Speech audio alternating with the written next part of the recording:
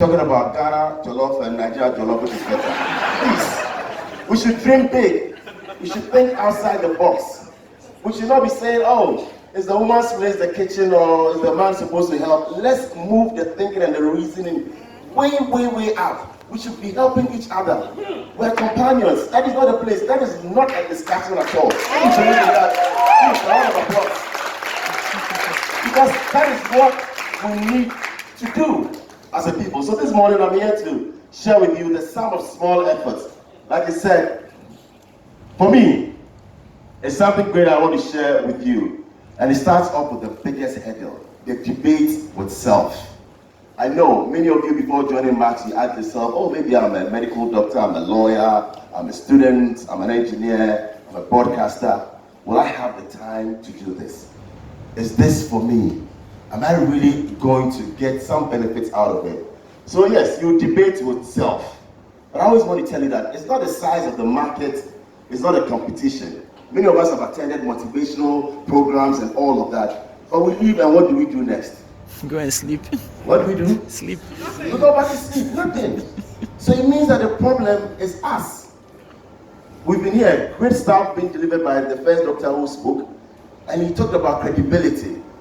How many of us will go out there, step into a room and they say, well, this person can be trusted. This person is credible. Selling the product, marketing it. Are people trusting you? Do they trust in you? Or they feel that, well, this is just another chatterbox right there, just trying to sell me something that won't work. So it starts with us. I've been in the media business for 20 years, thank God. Wow. I started when I was 20 years. I actually got into it, yes. In fact, in 3 weeks I'll be turning 41 on the 1st of March. And I got into it by accident because I wanted to be a lawyer. But you know, like the hustle goes. When we go out there and you have to actually be the first one of your family, first of 4 boys, and you have to go out there and support mom, a single parent at a time, and say, well, this is what I want to do. And so we took to DJing. It didn't start off on the radio. It was just playing at a place known as Kingsby Hotel at Achimota after school. And people would think that, oh, this guy, he likes to chill. But I had it in my mind. I was hustling for the money. They will see you and they will write you off and they will feel, well, he's almost at every jam. He's almost at every club. For me, I was there because I needed to pay my school fees. So it's not about what people will say about you. It's what you think about yourself. You debate yourself.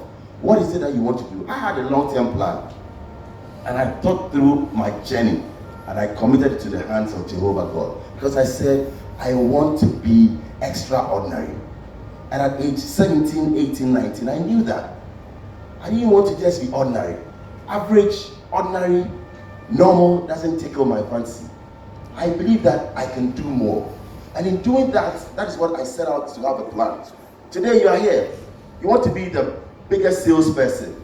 It starts with you, the debate with self. Or you want to be average. You want to just be, out there and be counted. I don't think so. You should be extraordinary. You should be above average. And this conference or this engagement is after you're going to actually, go back and say, well, what did I take from this engagement? I have to go the extra mile. Many of us are not going the extra mile. We want to be, behind people and be, in the crowd. But we need to stand out of the crowd. And it starts from us. That moment when you look yourself in the mirror and try to rationalize everything that you've heard. Like I said, 20 years I got into the media, but before that I started off as a DJ. I needed to put food on my table, and that is what we should also know. Not just for self, but for others. In Latin they say, non sibi sed alis. Not for self, but for others. Non sibi sed vitae discimus. It's not for school or for whatever that you're learning, but for life. So if you're not thinking of a solution, people will say, oh, somebody's selling ice water, I want to get into it. He's selling pure water, Fanta, I want to get into it. Now, it's selling recharge cards, everybody wants to go in it. Is that a solution? Have people actually done it over and over again, and that's why you want to go into it? Create a path where there's none. Mark Zuckerberg did it with Facebook, social network, and that's why he's a billionaire. He didn't say to himself that I want to be a billionaire. He went in there because he wanted to actually let people network socially, come together. How? And that how is where the money is. Finding a solution. Bill Gates, same thing. Michael Dell, with Dell computers that we all have now. He says, let's move the computer from, being on the table, being that PC, that computer on the table. Let's have a personal computer, a laptop, portable that you can carry. And that was the solution. How do we move it from it being bulky to you? Many of you are carrying laptops here and all of that. Because somebody thought about it. And we don't want that bulky stuff on the table. How can we make it personal? So finding a solution will bring you the money. Somebody has developed the electric cars. He says, yes, people are using gasoline, they're doing that. But will this be cheaper? Yes, it's going to be a challenge. But he thought through of a solution. People are inventing solar cars. They're saying in Africa, and I'm surprised that nobody's thinking, people in the cold are thinking of inventing solar cars for us here in Africa. And we are happy. Please, our scientists, our engineers here in this room, we are challenging you. This is what the government should be thinking about. Come and Nkrumah University, we have sun, many hours. We have to store it. How many of us have solar plants in our homes? And we are relying on national grid electricity to provide solar. Why can't we commit engineers to say, come on, it's a 10-year plan. Think, and let's resource them so that we can harvest that solar energy and use it. But we are not doing that. We're waiting for people in Germany, in Netherlands. I just got back 2 months ago from Holland. And the people that have sunlight relatively, less amount of the year are rather conserving it, harvesting it, and teaching us the technology. And they say they're coming to Africa to show us how to do it. We are importing solar panels. It's just until recently that one has been set up in Tema. So we ask ourselves, are we really challenging ourselves as Africans, as people? And for me, it's something that beats my mind. So I set out and said, I want to have a solution. What's the solution? Pay my school fees, put food on the table. 20 years, people were calling me names. They said, oh, this guy, he loves to chill. He loves to do that. But I found my passion and I followed it. Many of you are here. Maybe you are in jobs that you don't love. And I want to ask you, do you love what you do? What do you do? You're a teacher and you don't love teaching. What do you want to do?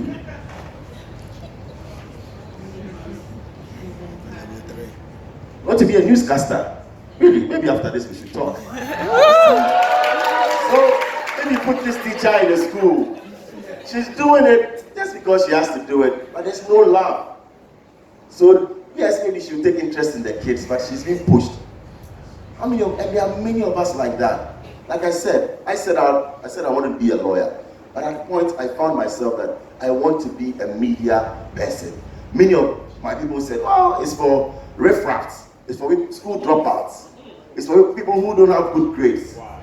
And instead of seeing that as a challenge and to dampen my spirit, I saw that as a blessing to change the narrative. Wow. And I said, I want to be the first graduate DJ. Wow. I want to be the first graduate presenter. Wow. I want to be that first graduate on radio, of course with a master's degree, who will still be a presenter. Because in that, you will actually give others hope. It wasn't about me. It's about telling people that we can blaze the trail for others to follow. And that's the mark of leadership. That's why managers are different from leaders. Leaders will take people along with them on a journey. They believe a cause. No matter what the challenges and all of that, they believe that it is possible. You can do it. And so we did it. Myself and my colleague, DJ Black. I remember I was doing my national service.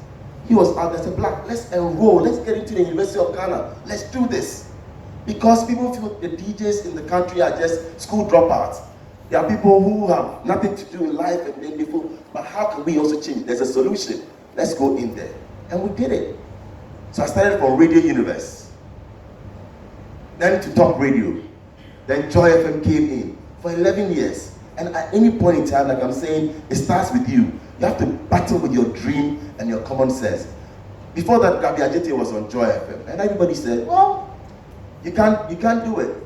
Because Gabi has been there for 5 years. Who is this guy coming from Top Radio? That slogan is back or red. So, yeah, Top Radio, back or red. And you're coming to Joy 99.7 FM. And not just for any program, for the drive time. Super Hits Radio. People laughed. They laughed at me. They said, well, it's not possible. Who's this young guy, 23 years? Gabi has been there. He was leaving for the UK for further studies. And they have tried a lot of people to host the drive show. And here comes in a tiny Bola Ray with a big head and all of that. And says, I can do it. From where? But you see, it was with self. We believed that we could do it. So even when people mocked us, we prayed to God and said, God, if it is your will, let it be done. You know, so we pursued what we loved. So in May 2003, there I was, trusted in the studios of Joy FM. And then came another challenge. When he says, oh, in 6 months, 1 year, he'll quit. You leave. He can't stand the heat. To God be the glory, I did 11 years on drive time. And it's the longest service. So now, maybe Lexus Bill will break that one and I wish him well. You understand? So it is you. It is knowing what you want, how you want it, and pursuing what you love. Because I realized that, yes, I would have loved to be a lawyer.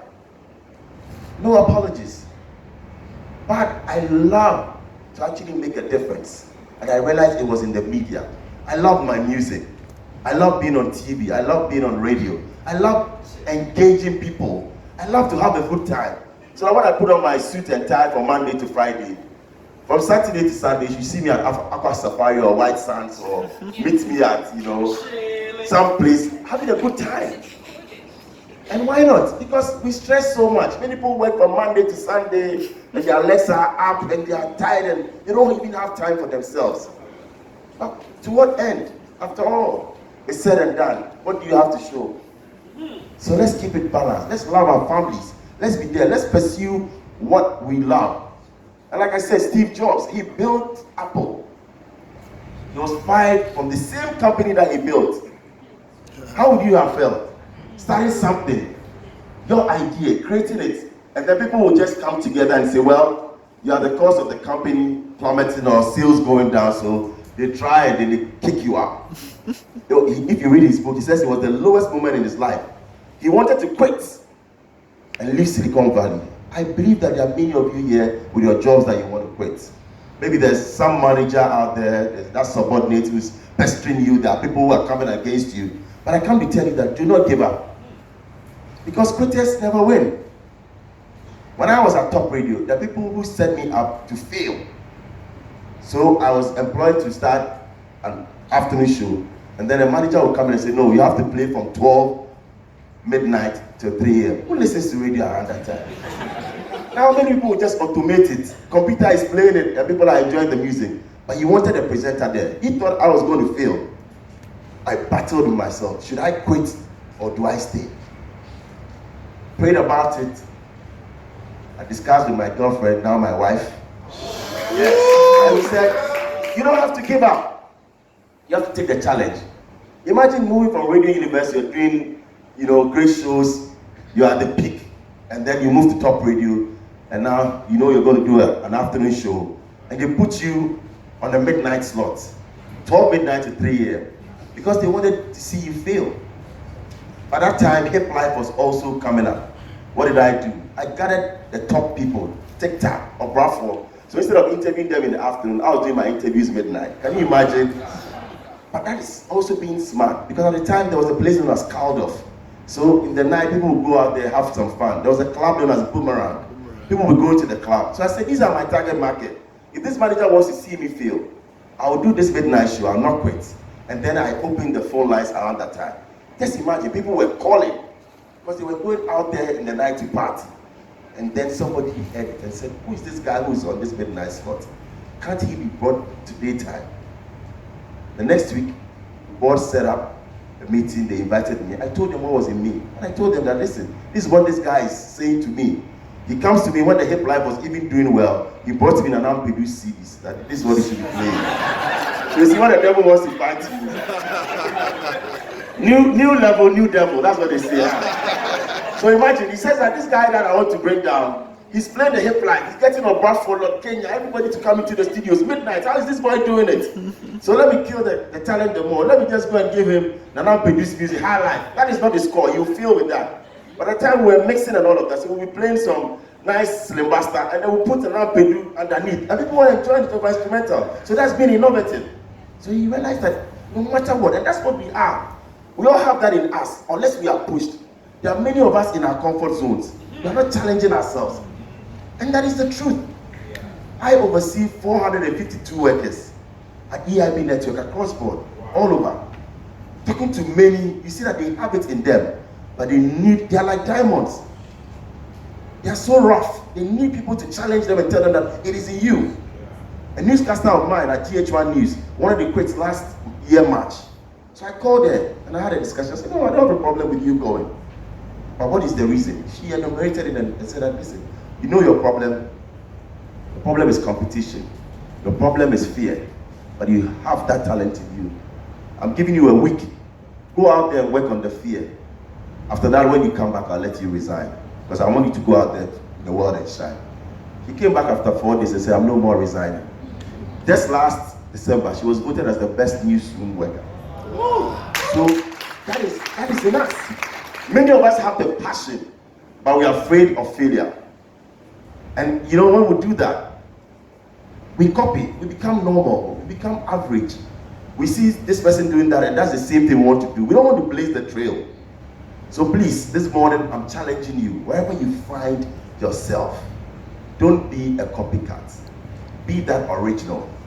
Be that Bola Ray. And the Bola Ray stands for brilliant, outstanding, loving, affable, as in the Bola. The Ray is for religious, ambitious, and youthful. In doing that, I wanted to tell myself that I represent something. So when I wake up every morning, when people are giving me all the fans, Bola Ray, you're edging me on. You're telling me that, hey, you're brilliant, you can do it. You're outstanding. And every time I go anywhere, that is what I look at. You see a nickname. I see something that motivates me every day to do more, to go the extra mile. And that's why we coined it. Because you have to love one another. We're here, tomorrow we are gone. What is life? We have to love one another. We have to be affable. We have to be outstanding in our field. If not, then what are we here for? We have to make a difference. Like we're saying, for me, that is it. My area was the DJ booth. To move from there. But I said to myself, and I did an interview in 2006 in a magazine known as Prime People, and later on Innovation magazine after my wedding. And they asked me, where do you see yourself in the next 10 years? It was very prophetic. I said I wanted to oversee 2 radio stations or more. I wanted to be the CEO of a TV station, and I wanted to run my own events company. That was in 2006. And for me, that was it. That should have happened in 2016. But in 2014, all of it happened 2 years before the appointed time. I'd done 11 years at Joy FM, I thought, because when I did 10 years, I thought it was a good time to just bow out. I was stuck into it to stay. I love my boss. I don't call him my former boss, I call him my boss, but he's still my boss, Kwesi Chum, the CEO of Multimedia Group. And I said, I'll do another year. So 11 years, I thought, okay, it was time for me to go. And I did that with Dr. Kwabena Dufo Jr., CEO of Unibank. We met, and that is it. Networking is important. You are here. You might think that, well, I'm coming from Bolga, I'm coming from someplace in Tema. We just come for this program and I go. You never know where the next big business idea is going to come from. So let's network. I hear there's a 15-minute coffee break. When we go out there, let's exchange cards. Let's talk. You might be building that big business with this lady that you have here. And that is it, with that gentleman over there. And that is it. It's not just a get-together. It's for you to network. I've been saving with Unibank since 2003 when I joined Joy FM. And my friend now he started off as a teller. Dr. Kwabena Dufo was my relationship manager. I was a teller. I would just give him. But at the point I didn't even know his dad owned the bank. I was just going there, he was being nice to me. I just put my money, we'll talk, and then I'll go. Later on, I realized that I asked him, why is it that your dad owns the bank, but you are a teller? He says, you have to start from somewhere. I'm in school. He rose to become the relationship manager, moved on out of Unibank to Stan Charts, worked there, and other banks, went to school and back. And today he's the CEO of Unibank. We met again many years on. Of course, we kept our friendship. I emceed his wedding, and from there, and I said, this is my dream, this is what I want to do. Sometimes, you have that big dream, but God will also plant people in your life to let you live and make that dream a reality. How many of you believe in that? Yeah. It's not always about us making that dream come true. Yeah. There are angels on earth that God will push and plant in your life. So if you feel that I want to do it alone, and in Ghana I see that a lot. There are people who say, I want to own 100% of this business, my idea. 12 years on, they still have that idea because they don't want to share. I believe in this philosophy: create and share. If it is that mango business that you're doing, if it is that restaurant, having 100% of it made you good. But maybe you open it up, you get 2 investors in. Even if you have 20% and it's your original idea, and you are making 1 million cedis, is that not better than having 100% and making 10,000? Yeah. And that is why a lot of Ghanaian companies don't thrive beyond the first generation, or maybe after 5 years, because people want all in one. It's mine, so this is my company, and that is it. Meanwhile, you are suffering. Meanwhile, you need that capital injection. You have taken it global or national, but you are still in that place, an asylum down. It's that small business, and you are content with it. Please, today I came to challenge you that you can do it. Open it up, network, get people involved, and just wait, because it's important. So yes, making the move. I think that I've talked about this a lot. Relationships, connection, open doors, which will lead to contracts for you. But ask yourself, which connections are we building in our personal space? Also is important, the importance of timing. After studying hundreds of companies, timing was one. Teamwork is important. Yes, timing, the ideas, the business model. But maybe you'll be asking yourself, when is it the right time for me to launch a service, a product, an innovation, to create a solution that meets demand? And many of us are at that point now. You're asking yourself, should I take the risk now? Should I jump? You are partnering with it. I'm here to tell you, if you are ready, jump. Yes, the time is now, because procrastination, we all know, is a thief of time. Once you make up your mind and you are convinced, yes, you can sleep over it, but please do it. Other than that, 6 years on, you say, oh, this is my idea that this person is. I've had many people come to me and say, oh, this program on your TV network, it was my idea. Oh, somebody has stolen it. I said, where's the document? So I didn't put it down. I thought about it. I said, well, this person brought a proposal. It's a reality show, and we're activating it. You had the idea. What did you do with it? We go to people for scholarship, and they'll tell you, oh, this was my idea, and all of that. We ask you, what did you do with it? In 2009, I thought of a program. I said, we are playing a lot of Nigerian music on our airwaves, a lot of Ghanaian music. What can we do? In football, we are playing friendly matches, competitive matches. In business, we are trading as countries. What are we doing when it comes to the arts and culture? Then an idea was born, Ghana meets Nigeria concept. I went to somebody with the idea and I said, this is, oh, but you after a year or two, when this one they go die off. The Nigerian artists, how many people do they go fit do the show? How many Ghanaian artists do you have? This is a dream that after a year or two will be gone. But I so believed in that this had come to stay. But I needed to also tell that story. I went to about 5 people. Nobody believed in me. There was one man who did. And he says, let's do it. So in 2010, Ghana Meets Nigeria was born. We did it at a conference center. At the time, they had a dome facility there. My wife used to work with EcoBank, and that's another story I'll come to as I'll wrap it up. So I said, my wife should come and be my finance, manager. So I said, yes, take care of all the financials. Be at the gate for me, because this is my first show. At the time, we were doing poolside, programs. And the story of Empire is also there that I'll be telling you. That Empire started from my car boot in 2006. People laugh when we go for programs and they say, oh, where's your office? I don't have an office, so I just give my card and you don't have any address. And they're asking about it. And a speaker talked about it. Credibility and trust. Integrity is important.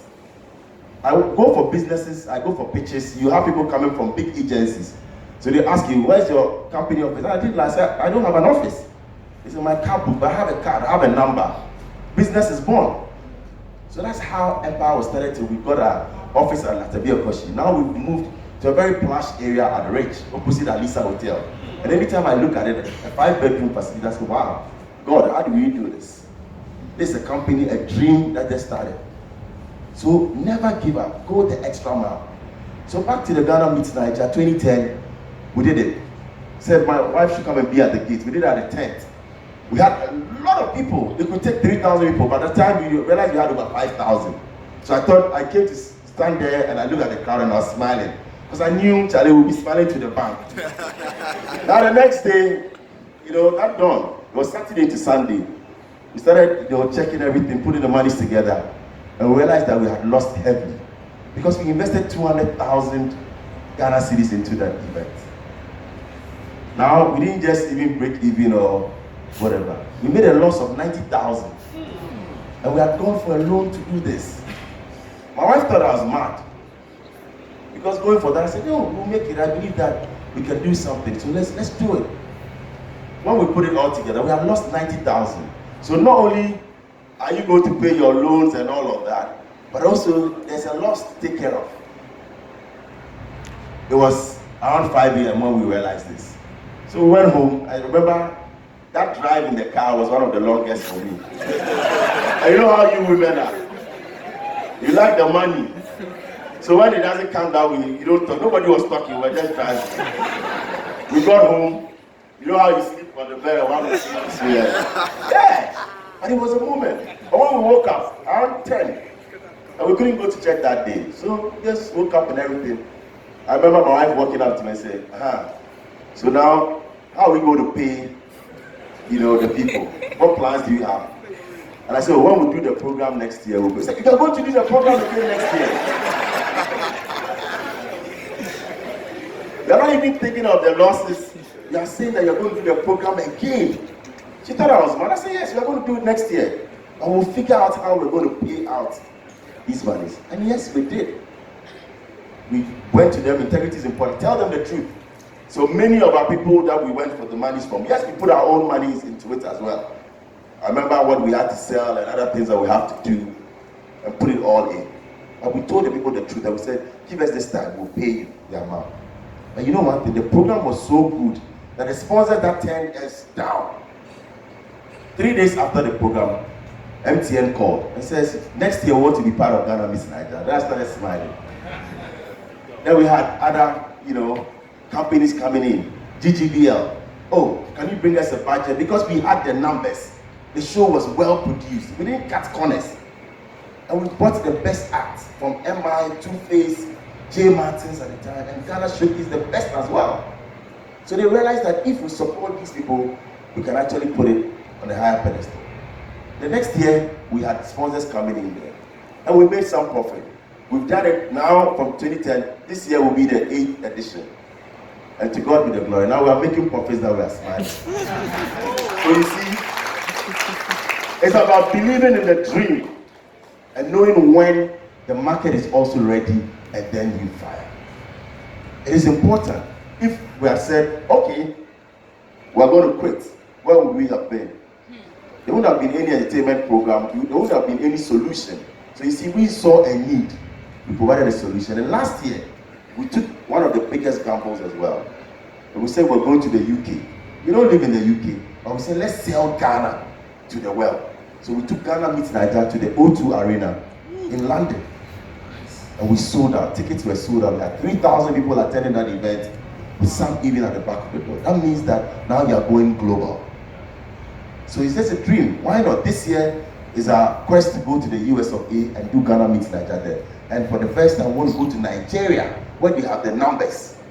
And I'm proud to say that we have Kasapepo coming on board already before we even go. Because they want their drinks also to be well known. They are in Nigeria. With our local bitters and all of that, the Nigerians love it maybe more than we do. And we want to use that to penetrate the market. So there's a solution. We're helping them get into the market. We're selling Ghana as well. And that is what we are challenging ourselves to do today. What can we do with Max products? What can we do? Are we selling it to the people at our workplace, in our churches, in our communities? Or we just think that, well, it's a means to an end, I have my big job. I can tell you that you do this and you stop your main job. How many of you believe in that? Oh, yes. Tell me you have stopped. Full time. A round of applause for your good.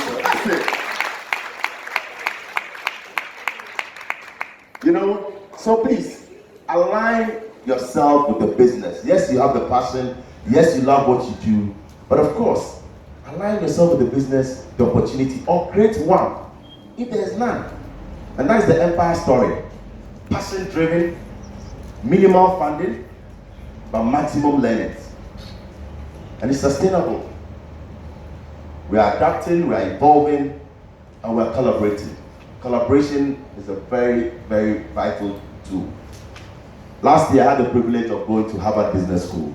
And then, over there, of all the lectures, one professor, Diego, and he said, the world is not just about you now. The world is about collaboration. And earlier I mentioned that we should get together. If you have 10% of a business and it's doing well, it's better than 100%.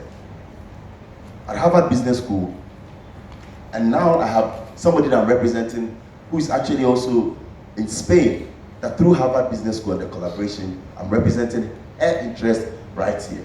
She's a cancer survivor. She's actually gone on to do some, advocacy, went through chemotherapy, and we're bringing her down to do some counseling. She has funding to help cancer patients. And that's what we're doing right here. This year is going to be a massive campaign, and many of you will be hearing about it. It's originally from Colombia. And when we're told about that, in a class of about 35, many of us now, we are on a WhatsApp group. So if I have something to do in Brazil, or let's say South America, I just have somebody that I was in class with in Brazil that I can hit him up and say, you know what, do this ABCD for me, and it's done. That is the level that we should be going to now. Somebody from the UK that if you want something done, that person can have your back. Collaborate. Many of us are not using that. We're here. If somebody's in Kumasi and we get to know them today, that person, by you go to Kumasi the next time, can say, I'm booking a hotel for you. You don't have to spare your time and resources. That person will take care of that for you. How many of us are doing that? We're not leveraging on our friendships. We're sitting down there Friday night, you have a drink, and that is it. How many of us are tapping into the resources of each other? We are not. So please, it's important for us to collaborate. The EIB story is another story. Skill and experience driven. When we're coming onto the scene, many people, like I said, in 2014, many people said, oh, there are a lot of radio stations. When we're coming, there were 39 radio stations in Accra alone. Now there are 45. So 39, many people said, oh, but there are a lot of English-speaking stations, Akan-speaking stations. Why EIB? Why do you guys have to come on? They're just going to waste money. But for me, as a captain of the ship, I had a different strategy. It was to be out there and be disruptive. Because I knew that to move from 0 to 10 would need a lot of hard work. So what? We were disruptive. So the noise was all over. We started the billboards. Either nobody was doing billboards for their presenters and all of that. It was deliberate. We launched with camels and all of that. With horses on the streets. We started doing artwork. Oh, this person, Kafu Day will host this one. This person will do that. Now, I'm glad that it's a norm in the industry. Because you have to blaze the trail. At first, when we started, people say, oh, you're wasting money. You're doing this. They didn't know. Because I didn't want to be the 39th radio station or the 40th and still be there. I already be in the top 5 of all the markets. And 3 years on, to God be the glory, all our radio stations are in the top 5. If it's the English market, you pick City FM, Joy FM, there's a Star FM. And that is it in 3 years. Coming against 20 years and 16 years of other stations. That when they mention the top 3 English stations, you are in there. Or they say the top 5, you are in there. So if top 5, and they say, okay, Peace FM, Adom FM, they'll mention Oman FM, and then you have Kasapa coming in there, the top 5. If they say youth station, they mention YFM, then they'll mention Live FM. When we took over Ultimate in Kumasi, it was Live FM. Ultimate, nobody wanted, because they say Kumasi is an Akan-speaking place. And there were almost about 47 radio stations in Kumasi alone. So starting at 48, just imagine. But now, you mention the top 2 English stations, they'll mention Live FM, and they'll mention Ultimate FM. When you put all together, Ultimate is at number 9 in the top 10. Ibusia FM is out there, one of our stations as well, with Kwame Dinkra leading the charge. Top 3 stations, and we are in there. So you see, it's the mindset and knowing that it is possible. Let no one tell you that you cannot do it. For me, the moment you tell me I cannot do it, I love that challenge. That is when I go somewhere, people don't challenge me, I don't really freak out. And I feel that I'm average. I want somebody to say, oh, it cannot be done. Oh, this one is not possible. When I hear that, I want to prove them wrong. Because I know that with God, all things are possible. And you can do it. So for us, we said 3 years. Let's tell the EIB story. And that is why we engage people who are well known. I wasn't ready now to come and take somebody and groom and help. Yes, we mixed them up with the known ones. But our strategy was get the big names, let them bring attention to your station. After the 3 years, of course, mix them up with other people, but you put in the structures to also train other people and let them have the experience from these known names. So people were criticizing us, oh, EIB, they're going for big names and it's not sustainable. And I said, well, I wish they were in my shoes. Because I have my strategy, and the team, they know their strategy. And for us, that was it. Getting there, it's not going to be easy. It needs a lot of money. But once you build it, today when I walk in to a Vodafone, they want to give me a seat and then we'll talk business. Because they've heard of Star FM, they've heard of GH1 News.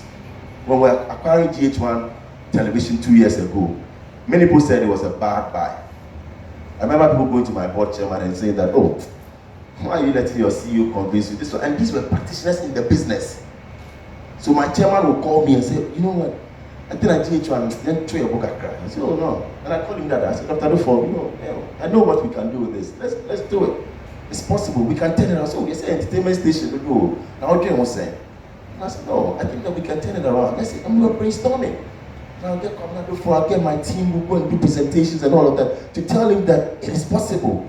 He believed in us and he gave us the chance. 2 years on, even a year on, we changed it from a whole entertainment known station now to a current affairs news and entertainment station. And we're out there to win the TV station of the year because of the content that we have for the elections. And for us, that is something else. 2016 elections was challenging. Some of us slept 6 days at the office. My office, I had my mattress there. I just go and shower at Alisa Hotel and come back. Because we wanted to be credible, we wanted to give out the results, the election results, and we wanted the team, and people were committed to do it. So that is the sense that you get when you have experienced people coming together and saying that we can move it from point A to C. And this day, that's what I challenge you to do. If you are the CEO of your company, the manager of a division, whatever it is, don't just add up to the numbers. Stand for something. Let them tell you that you cannot do it and move it from that point to another. That is when they will recognize you and you will know yourself that yes, you are going somewhere. So it's important for us to actually create. Well, we're saying that empire is a product of passion. I've already talked about this. Let me just go on. Of course, EIB, our vision is to become the premier information and communication service organization and also lead our market with a global perspective. When we said this 3 years ago, people thought it was just some words being put together. But we had a vision. We said in 2-3 years we wanted to be on DSTV. DSTV, it would take a lot of time. There were many in line when we came onto the scene. But when we applied, God being so good, 4 or 5 months, they considered our application. And now we're on channel 361. Many of you can actually tune in and watch us across Africa. As we speak, 2018, we're still in talks with Sky Digital in London, across Europe, to be the first Ghanaian station, GH1 TV, to be on the box across Europe. And I believe that with you in support, it is possible. 2018, we should come back and tell you that it started here when we made the first announcement that we want to get across Europe with EIB Network, and we will do that. As I stand there, I have a show known as Revealed that talks about lifestyle and people and their wealth and all of that. It's not just about that. I realize that the wealthy people, when you go to them and say, donate and help a cause, many of them will pull back. But some of them want to tell you their stories and how they got it and all of that. That's okay. My passion is to help people. I don't want to go cap begging and telling people that, oh, this charity and all of that. Start out with a show. Learn and get to know their stories. Showcase to the world. Expose the beautiful things. It's not all about wars and poverty.